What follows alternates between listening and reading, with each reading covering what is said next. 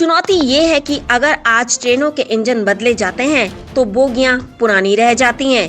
जब तक बोगियां बदली जाती हैं तब तक इंजन पुराने हो जाते हैं और जब तक दोनों को बदला जाता है तब तक रेलवे ट्रैक्स पुराने हो चुके होते हैं। भारत का रेल नेटवर्क 170 साल पुराना हो चुका है, यानी ये रेल नेटवर्क न सिर्फ बूढ़ा हो गया है बल्कि इसे अपग्रेड करने की भी काफी जरूरत है। आजादी के बाद पिछले 70 वर्षों में इस क्षेत्र में ज्यादा आधुनिक विकास हुआ ही नहीं। भारत के पास लगभग 22,000 ट्रेनें हैं, लेकिन इनमें से ज्यादातर ट्रेनों के या तो इंजन पुराने तकनीक पर आधारित हैं या कोच पुराने जमाने के हैं। आजादी के बाद 74 वर्षों में भारत में 29 रेल मंत्री बन चुके हैं। इस दौरान किसी रेल मंत्री ने ट्रेन का किराया सस्ता किया तो किसी ने आर्थिक रूप से कमजोर वर्ग के लोगों के लिए ट्रेन का सफर ही मुफ्त कर दिया। लेकिन रेलवे की हालत सुधारने के लिए जिस आधुनिक सोच की जरूरत थी वो किसी ने नहीं अपनाई। क्या आप जानते हैं भारत में ही ट्रेन पटरी से सबसे ज्यादा क्यों उतरती हैं? अक्सर ऐसा होता है कि जब विमान क्रैश होता है तो उसके पीछे की वजह हर कोई जानना चाहता है कि विमान क्यों क्रैश हुआ, कितना पुराना था या क्या वजह रही होगी इसके क्रैश होने की। मगर जब ट्रेन पटरी से उतरती है तो बहुत कम लोगों को पता होता है कि किस वजह से ट्रेन पटरी से उतरी। ये कोई नहीं जानता कि भारत में ही ट्रेनें क्यों उतरती हैं सबसे ज्यादा पटरी से। इसके पीछे क्या वजह है, आइए जानते हैं।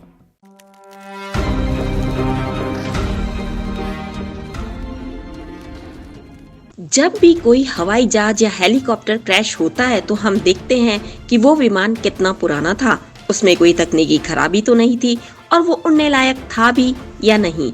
लेकिन जब आप ट्रेन में सफर करते हैं तो क्या आप कभी सोचते हैं कि इस ट्रेन का इंजन कितना पुराना है, इसकी बोगियां कितनी पुरानी है और जिन पटरियों पर ये ट्रेन दौड़ेगी उनकी स्थिति कैसी है?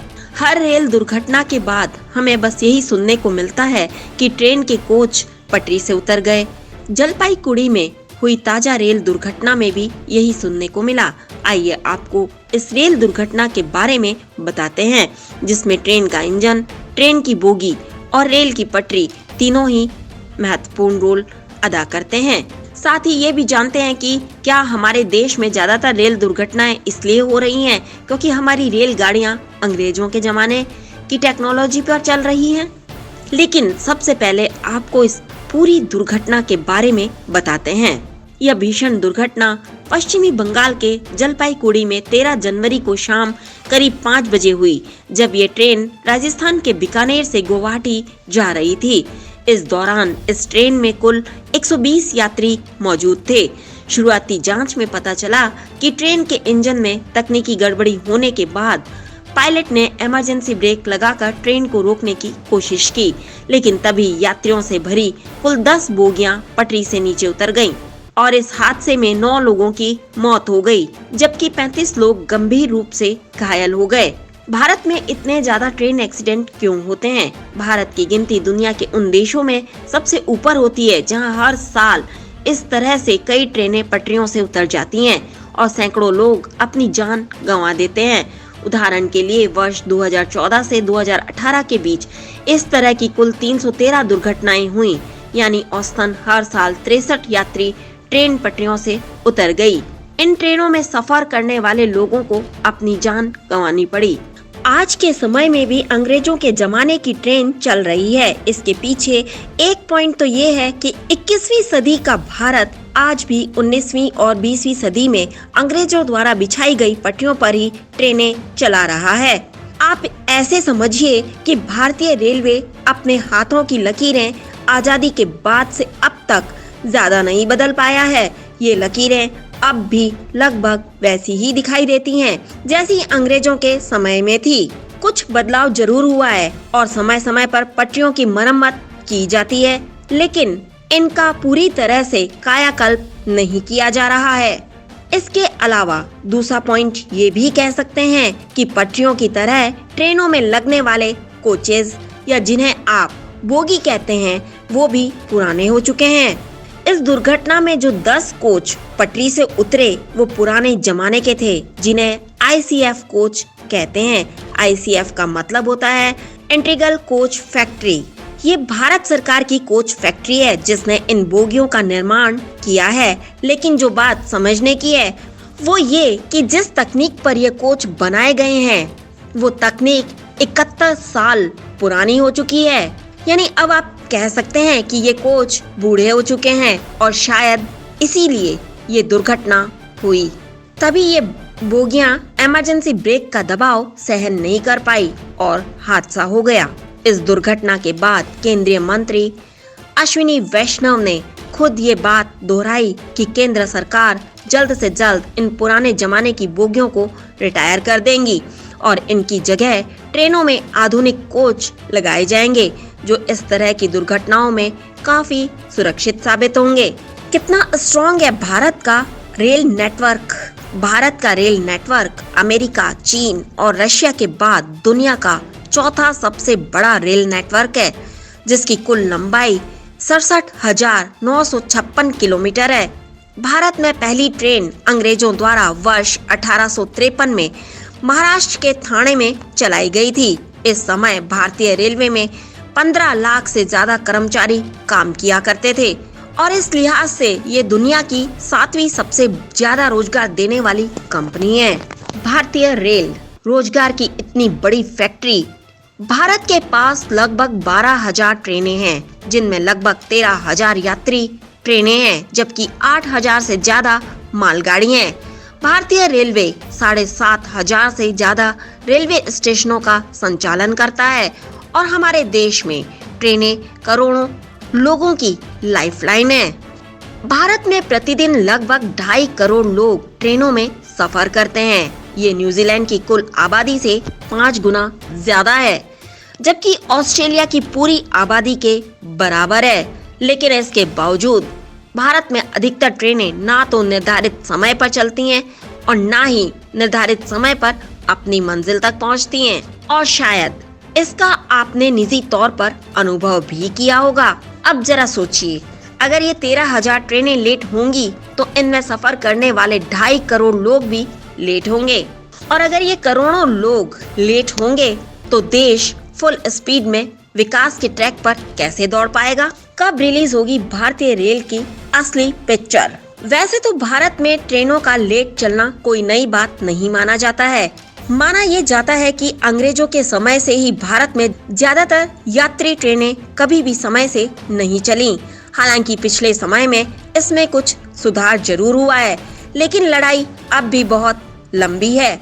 भारतीय रेलवे के सामने चुनौती ये है कि अगर आज ट्रेनों के इंजन बदले जाते हैं तो बोगियां पुरानी रह जाती हैं। जब तक बोगियां बदली जाती हैं तब तक इंजन पुराने हो जाते हैं और जब तक दोनों को बदला जाता है तब तक रेलवे ट्रैक्स पुराने हो चुके होते हैं और ये सिलसिला इसी तरह चलता रहता है। हमारे देश की रेल व्यवस्था का वर्जन 2.0 आ ही नहीं पाता, यानी पिक्चर बन ही नहीं पाती और न ही सिनेमा हॉल पर रिलीज हो पाएगी। अंग्रेजों का रेल नेटवर्क। भारत का रेल नेटवर्क 170 साल पुराना हो चुका है, यानी ये रेल नेटवर्क न सिर्फ बूढ़ा हो गया है बल्कि इसे अपग्रेड करने की भी काफी जरूरत है। वर्ष 1853 से 1947 के बीच अंग्रेजों ने भारत में 54,000 किलोमीटर की लाइन बिछाने का काम किया था, यानी 67,000 किलोमीटर की रेल लाइन में से 54,000 किलोमीटर की रेल लाइन आज भी अंग्रेजों के जमाने की है और इसका इस्तेमाल भारत अब भी कर रहा है। किसी भी देश में आधुनिक और तेज स्पीड वाली ट्रेनें चलाने के लिए नए रेलवे ट्रैक की जरूरत होती है, जबकि भारत अपने पुराने रेलवे ट्रैक को सही से अपडेट नहीं कर पाया है। इसमें रेलवे ट्रैक्स की मरम्मत का काम आए दिन होता रहता है जिससे काफी ट्रेनें समय पर नहीं चल पाती। दूसरा, इससे ट्रेन हादसों का खतरा भी बना रहता है और तीसरा, आधुनिक ट्रेनें भी इन ट्रैक्स पर अपनी क्षमता के हिसाब से नहीं दौड़ पाती, यानी इन ट्रेनों को तेज स्पीड के दौरान पुराने ट्रैक का ध्यान रखना होता है। पुरानी तकनीक की वजह से हुआ हादसा। आजादी के बाद पिछले 70 वर्षों में इस क्षेत्र में ज्यादा आधुनिक विकास हुआ ही नहीं। भारत के पास लगभग 22,000 ट्रेनें हैं, लेकिन इनमें से ज्यादातर ट्रेनों के या तो इंजन पुराने तकनीक पर आधारित हैं या कोच पुराने जमाने के हैं। जिन ICF कोचों का इस्तेमाल फिलीपींस जैसे देशों ने वर्ष 2009 में ही बंद कर दिया था, उन कोचेस का इस्तेमाल भारत में आज भी हो रहा है और इनकी वजह से कई बार ट्रेन पटरियों से उतर जाती है, जैसा कि हाल ही में बंगाल में हुआ। क्या होता है LHB कोच? भारत में ये स्थिति भी तब है जब पंजाब के कपूरथला कोच फैक्ट्री में जर्मनी द्वारा विकसित आधुनिक कोच बनाए जाते हैं। इनमें LHB कोच होते हैं। LHB का मतलब होता है लिंके हाफमन बुश और कई ट्रेनों में इन कोचेस का इस्तेमाल भी हो रहा है, लेकिन इसके बावजूद ये काम इतना धीमा है कि ऐसा लगता है कि भारत में केवल यात्री ट्रेन ही नहीं बल्कि विकास की ट्रेन भी देर से चल रही है, क्योंकि ICF कोच के मुकाबले LHB कोच इमरजेंसी ब्रेक लगाने पर पटरियों से नहीं उतरते और इन्हें इंजन के साथ 200 किलोमीटर प्रति घंटे की रफ्तार से भगाया जा सकता है, जबकि ICF कोच अधिकतम 100 किलोमीटर प्रति घंटे की रफ्तार से ही दौड़ सकते हैं। ये एक बड़ा अंतर है जो इस पूरी कहानी को बयां करने के लिए ही काफी है। हालांकि ऐसा नहीं है कि भारतीय रेलवे में कभी कुछ अच्छा काम नहीं हुआ। पिछले कुछ वर्षों में हर साल होने वाली ट्रेन दुर्घटनाएं काफी कम हो गई हैं।